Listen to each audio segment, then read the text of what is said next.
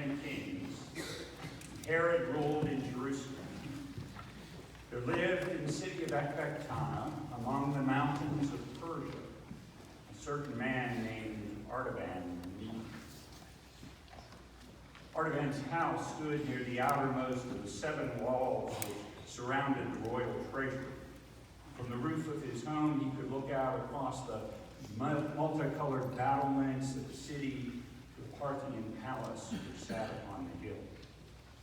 Around his home, there was a fair garden of fruit trees and flowers, watered by the streams which descended from Mount Orontes. Innumerable birds made their homes in the branches of the trees, singing their sweet songs through the day and night. But all was still in the darkness of this night, save the plashing of the water. High above the garden, a single light beamed from the upper chamber of the master's house as he greeted his visitors. Artaban was a man of about 40 with dark flowing hair, dark eyebrows, and a stern mouth, the brow of a dreamer and the mouth of a soldier, one of those men who is destined for eternal quest and searching. His tunic was of white wool over a tunic of white silk, and on his head he wore the tall white cap with lapels streaming down from it, the dress of the Magi.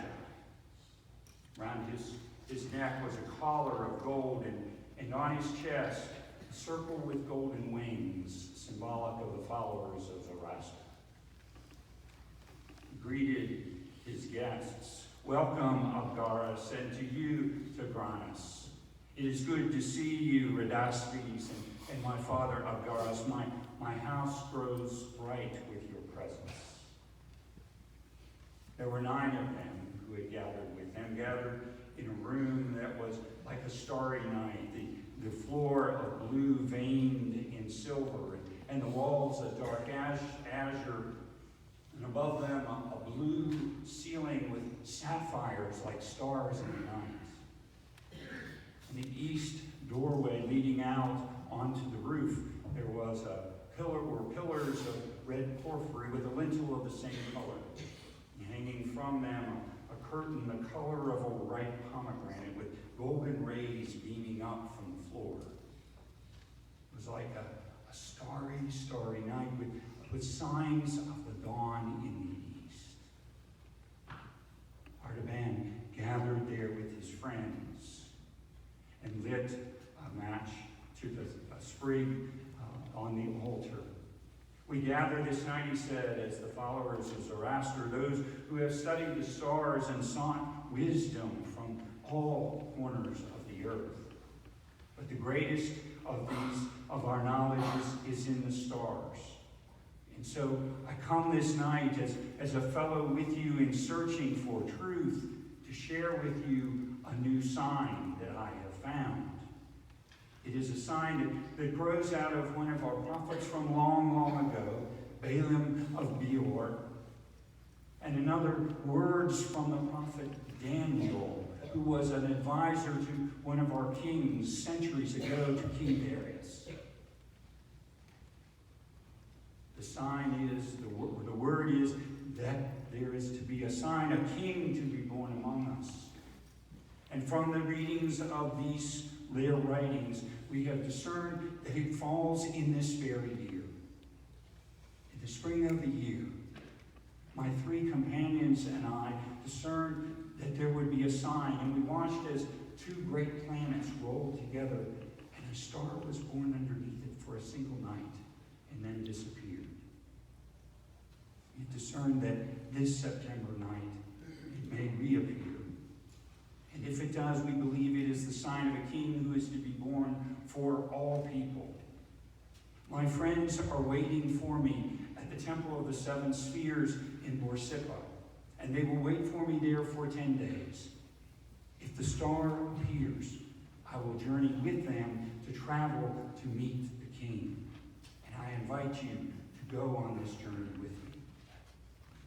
I've sold my home and all that I have in order to purchase these 3 gifts for the king. And from inside his tunic, he took out 3 gems. A sapphire, the color of a bright, clear sky. A ruby, red as a drop of sunrise. And a pearl, white as the snow on a mountain. Tigranes' lip curled in a sneer. Nothing good will ever come out of Israel or Judah. They were slaves to our ancestors. Chasing after this is mere folly, a chasing of shadows. You'd be better to spend your time trying to raise money for the fire temple at Shiloh, or trying to increase our influence among the people here. I'll have nothing of this. And he left. And another said, I would go with thee, but I've started a new job, and it forces me to stay here. I cannot journey with you, but fare thee well. And another said, I have a new wife who sleeps in our home, and I dare not abandon her for this quest, but my thoughts will be with you. And another said, I've not been well. I would make this journey, but I'm not up to the task, but I will have one of my servants available should you need him. One by one, they all went out of the room, leaving only Artaban and Father Abgarus, who lingered behind after the others had gone. Artaban, he said, I am too old to make this journey.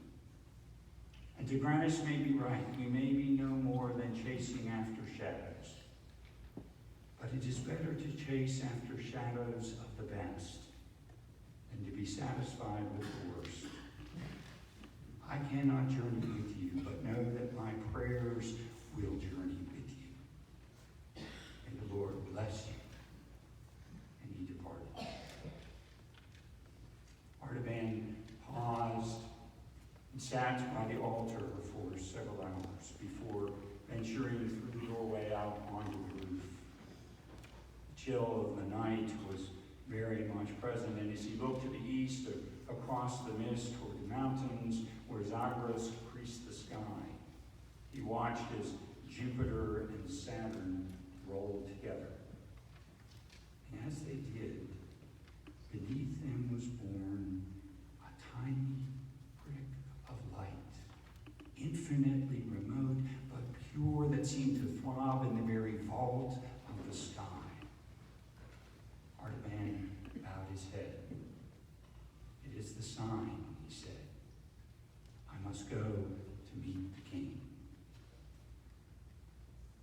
Artaban's horse was already saddled and awaiting the journey ahead. Vasta was a good horse who had traveled with him often, but they must travel quickly and not tally, for it was 10 days' journey to the Temple of the Seven Spheres. 150 parasangs and 15 parasangs was the most they could make in any one day.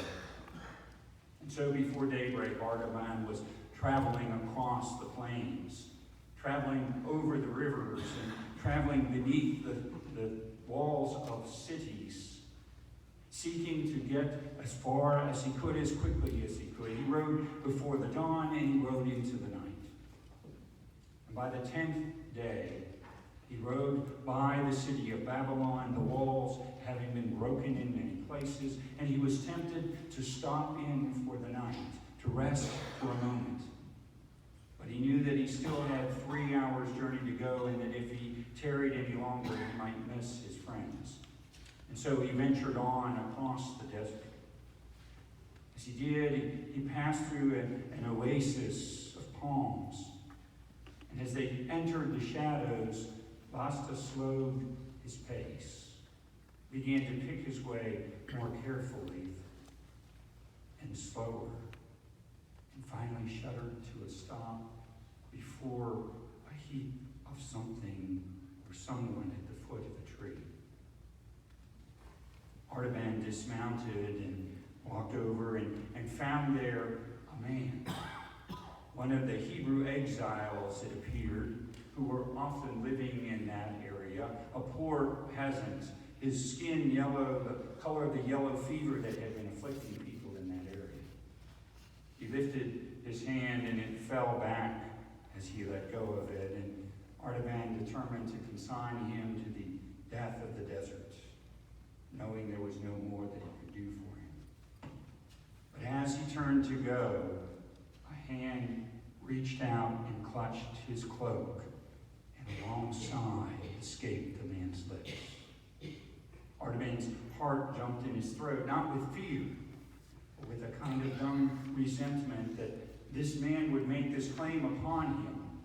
How could he stop to help this man when he still had hours' journey to go to meet his friends? If he stayed to help this man, he would perhaps miss his friends as they traveled to meet the king. O God of light, help me know what it is I should do, he prayed. And then he picked up the man and carried him to the foot of the tree and sat him up. He loosened his turban and his tunic and went and gathered some water and lifted the water to his lips and poured it over his head to cool his fever. He reached inside his own tunic and brought out some medicine, for the Magi were healers as well as astrologers, and hour by hour he ministered to that Hebrew exile there at the foot of the tree, until finally the man began to rouse. Who are you, he asked, and why have you helped me? I'm Artaban the Median from Persia, he said, and I have come upon you here in this oasis. I'm on a journey to meet friends as we go to meet the King of the Jews. But I must hurry. I cannot stay with you any longer, for Jerusalem awaits. Here are some herbs and some water. You can find your way as you get a little stronger into Babylon and find help amongst the other Hebrew exiles there. May the Lord bless you, said the man, but I have nothing to give you, only this, that our scriptures tell us the king will not be born in Jerusalem, but you will find him in Bethlehem of Judea. Go, and may the Lord go with you. Artaban hastened the last miles to get to the Temple of the Seven Spheres, but the dawn was just breaking as he arrived. He circled the base of the mountain, climbed the stairs to the peak, and looked out across the desert, but he could see nothing of his friends. There was a piece of parchment and a cairn of stones there near the steps, and he took it out and read, "We have waited past midnight. We can wait no longer. Follow us across the desert, for we go to find the king." Artaban's head hung, for he realized that with a spent horse and no provisions, he could hardly follow them across the desert. I must go back to Babylon and sell my sapphire to purchase a caravan for the journey, he said. Who knows that whether my tarrying to help that one man has cost me an opportunity to meet the king. Artaban purchased the caravan and traveled across the desert on the back of the camel, heading not to Jerusalem but to Bethlehem. And it was the third day after the visit of his three friends when he arrived in the city. It was strangely quiet, and he thought perhaps the men had gone up to bring back the sheep. As he wandered into the streets, he heard a young woman singing from the door of a house, and he entered to find her there with a young child. He inquired about the visit of his three friends. She said yes, that they had been there, that they had stopped at a house where Joseph of Nazareth was with his wife Mary and a child, but then they had strangely disappeared, and rumor was that the family had disappeared too, that they had gone to Egypt. Ever since they had left, there was a strange sense of evil hanging over the city. The men had gone up into the hills with the flocks, thinking that there might be a tax that was going to be collected by Herod or by Rome.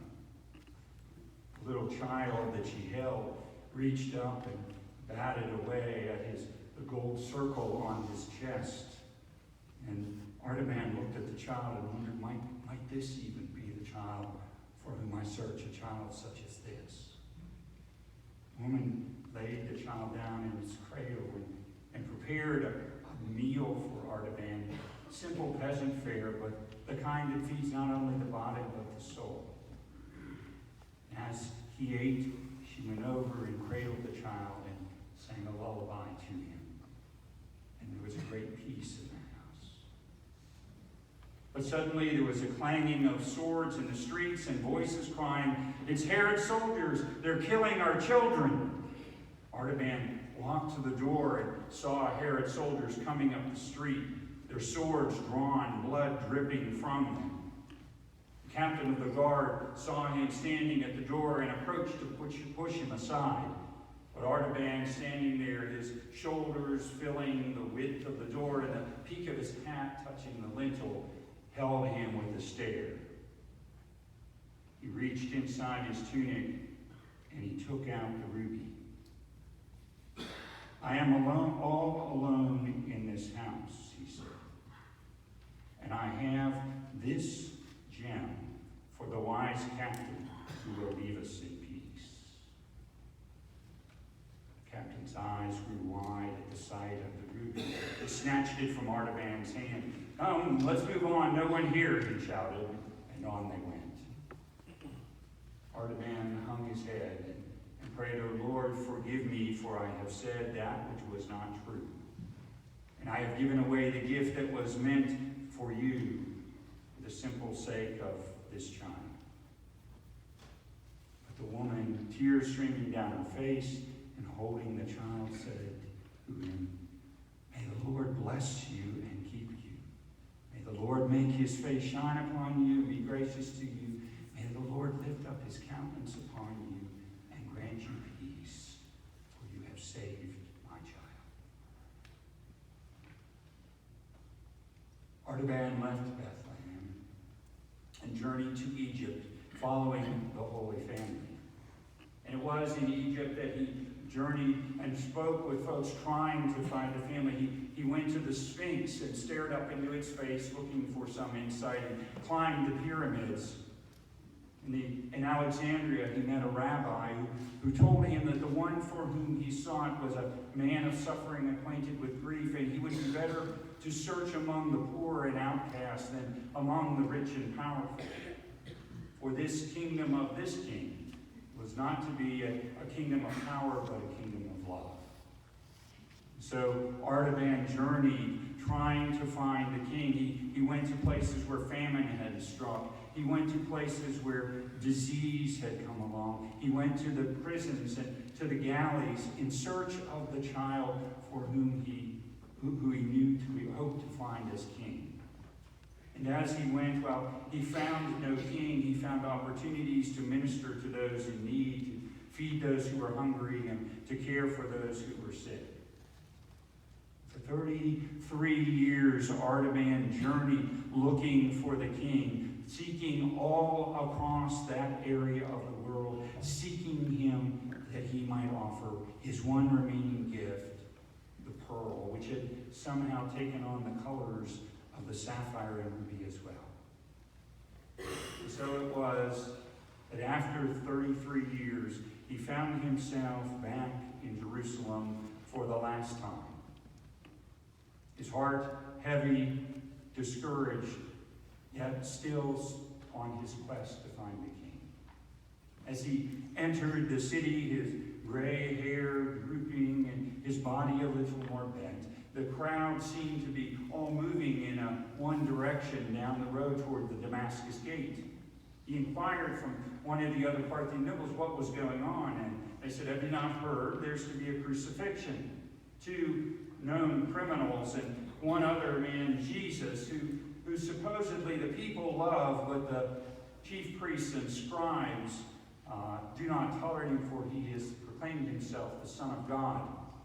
Pilate has decreed he must die, for he is the King of the Jews."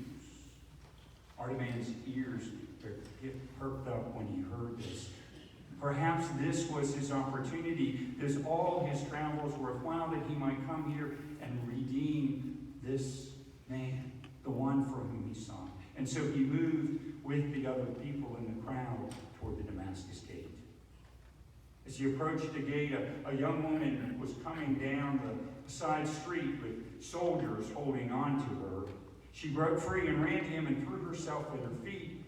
She had recognized his garb as being that of one of the Magi.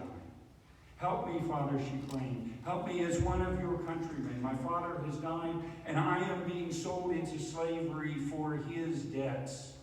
Help me and save me from a fate worse than death.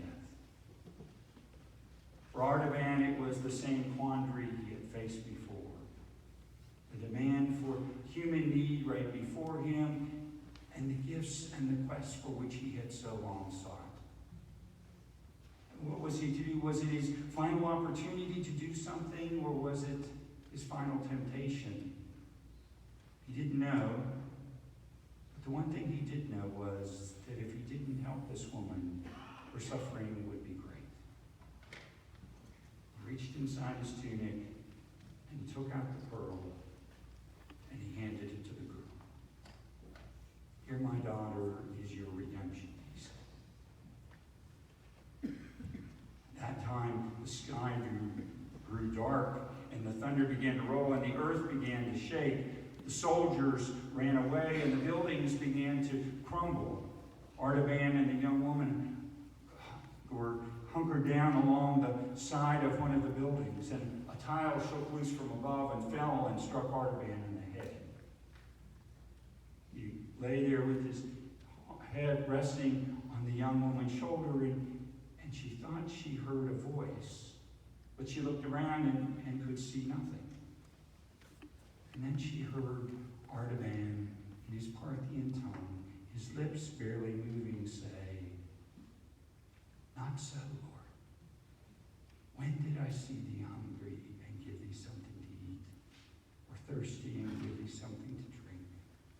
When did I see thee naked and clothe thee, or in prison, or visit thee, a stranger, and welcome thee? 33 years have I sought thee, and never found thee, my King." Artaban breathed a sigh, and then the woman heard the voice again, still and small, but this time she could understand what it said.